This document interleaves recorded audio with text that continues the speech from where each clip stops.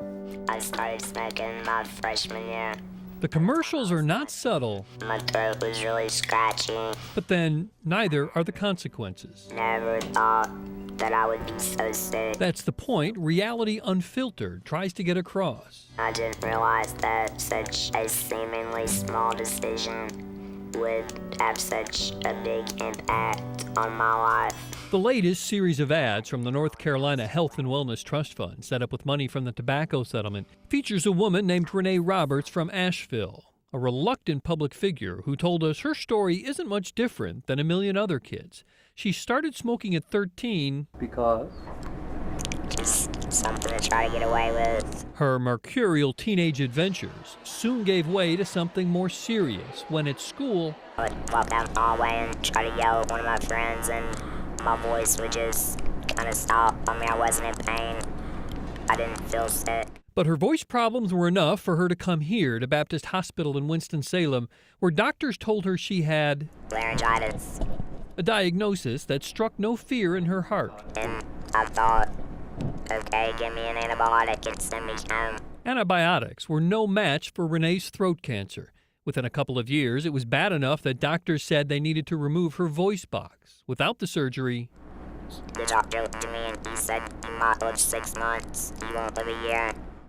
By the time I was 21, I was diagnosed with stage 4 throat cancer. she's since lived nearly 9 years and is telling anyone who will listen. So you guys think about what you're doing to your body, because it's the only one you don't have. Telling them not so much about her survival, but what almost ended it.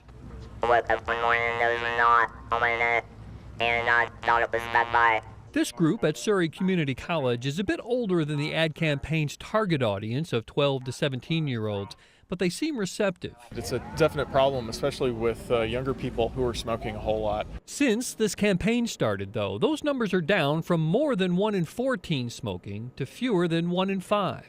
But Selena Watson, who helps run the campaign, can sense her uphill battle. There's some comments that I get that people say, you know, tobacco built this country, or tobacco built this state, tobacco built this campus. I think just the state in general. I mean, when you got a place called Tobaccoville, it goes without saying. So we also need to be careful and not go too far, because even if it's a bad decision for people to be making, people need to be able to make that decision. That's what our country's about. Renee just wants them to make that decision with an unvarnished knowledge. what's the toughest part about your situation? The way I sound. This is the point in the story where we would take you back to let you hear what Renee's voice sounded like before she got sick. But Renee says there is not a single recording of her voice from back then, which may be more difficult on her children who were just toddlers when she got sick. It's kind of hard because I don't remember her voice. Her mom keeps a sense of humor about it all. It's better than not being able to talk at all. Now I do have 3 kids, so it's nice to still be able to yell at them. The one thing she will never joke about is what can happen if you make the wrong but sometimes easy choice. It's almost incomprehensible that something that's sold in every store, every convenience store, every grocery store, if you use it as directed, you're probably gonna die. Renee Roberts is shouting that message without ever using her voice. Bob Buckley, Fox 8 News.